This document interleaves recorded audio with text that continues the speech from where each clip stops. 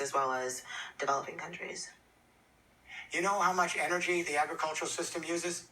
About a third of their cost, our energy costs. The fertilizers, those are fossil fuels. The pesticides, those are fossil fuels. The machinery, it's all run by fossil fuels. The packaging, the plastics, it's made out of fossil fuels. The water that they have to bring in and irrigate, the electricity grids run by fossil fuel and nuclear power to move the water. So if you want to take a look at agriculture, it is a huge player. Not only that, the fertilizers emit nitrous oxides, which are much more potent in terms of their impact than CO2. You know that 40%, I believe it is, of the land that's used for agriculture in the world today is to grow feed for animals. It takes at least 8 pounds of feed to create 1 pound of beef. That makes the transport industry look like super efficient. It's the most inefficient system we know on the food chain. If you look at pure injustice, you'd have to say the shift to a feed grain animal culture and a chemical farming culture for pasturing animals is one of the great injustices in the history of the world. Some of us live high up on the chain, the rest are denied access to the land. We got to turn that around. So in Europe, we are interested in organic agriculture. We're interested in moving from pesticides and chemical agriculture to ecological agriculture, where we learn to live with the surrounding flora and fauna, and we find ways to encourage the flora and fauna to be able to be compatible with what we're growing. In the old chemical world, if it moves, kill it. Everything surrounding your crop should be killed. So we live in a chemical wasteland across the agricultural fields with runoff poisoning our water. It's how shameful. So we want to move to organic agriculture. We had mechanical agriculture in the first industrial revolution. It started late first industrial revolution. We had chemical agriculture in the second industrial revolution. We need to have smart, organic, ecological agriculture in the third industrial revolution. And we have to bring back regional and local agriculture that supports local communities. It's absurd to ship a tomato around the world. Ridiculous. Hi, I'm Rochelle. I was wondering if you could talk a little bit about water and how water plays into this decentralized vision, how the privatization of water plays out. I was just hoping you could speak to that. There's only a small amount of water on this planet that's available for human use, less than 1%. The rest is not available. There is a deep nexus between energy and water that's never explained. You have to have energy to move water. And that is that 8% of all the energy we generate in the world, power, goes to extracting water, treating water, moving it through pipelines in water, and recycling the waste. But you need water to move energy. This isn't well known. And that is the energy industry uses over half of all the water we use goes to the power industries, of all industries, over half. And this will surprise you.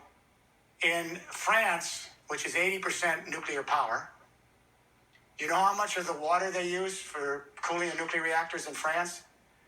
Almost 50% of all the fresh water consumed in France goes to cooling the nuclear reactors. Yeah. And when the water comes back, it's heated.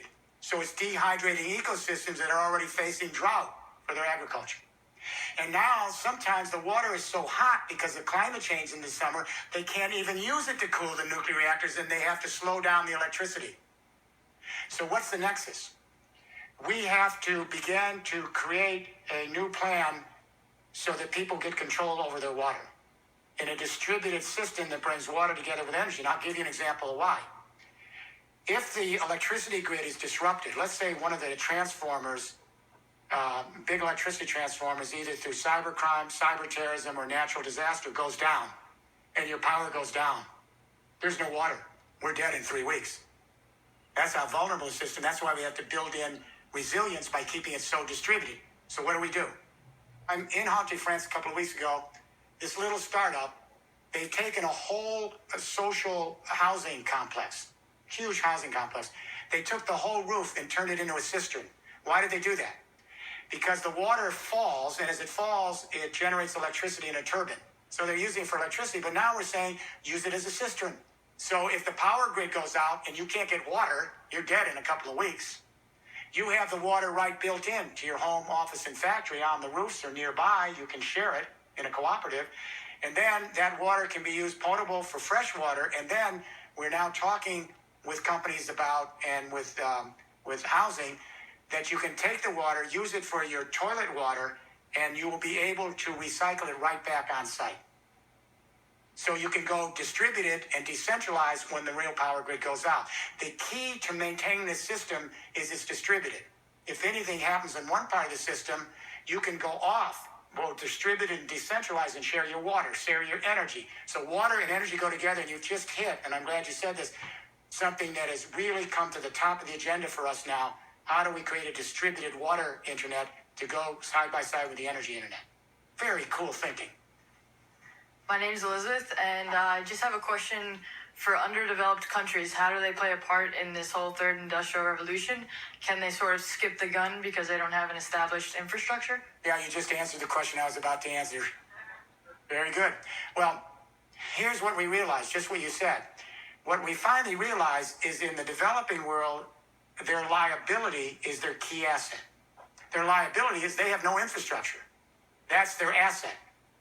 Because it's easier to build version infrastructure with new codes and regulations from scratch than to take an old infrastructure with old codes and regulations and transform it. So what we're learning in the developing world is this can move more quickly.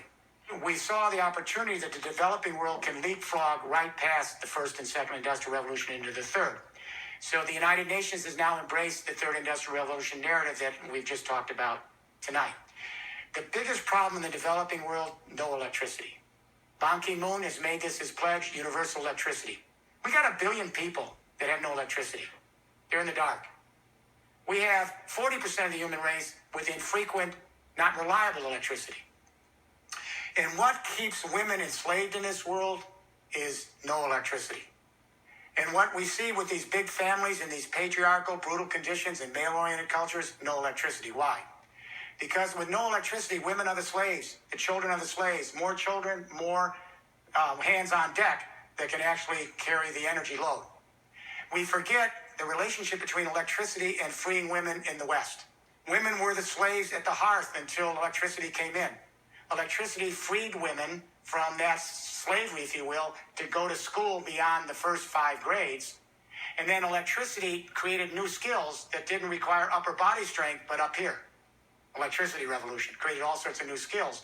And when that happened, as women became more educated and more independent and had the new skills of the second industrial revolution, fewer babies. You can give out millions of condoms. It'll make no difference until you bring electricity into the developing world, free the women, have them get educated, and have them be recognized as half the human race. And what's interesting is the women are setting up these microgrids, a lot of it. So you see in rural Africa, they go into a village, it's happening in India too, and small startups, they come in, they lease a solar panel on each roof. They give you a lease. And then they give you a cell phone. This is happening all across rural India and now sub-Saharan Africa. But instead of a big centralized grid, then you go village to village to village and you create microgrids that are laterally scaled. This is going to take off very, very quickly. It already is. This is the smart social entrepreneurs of the next generation.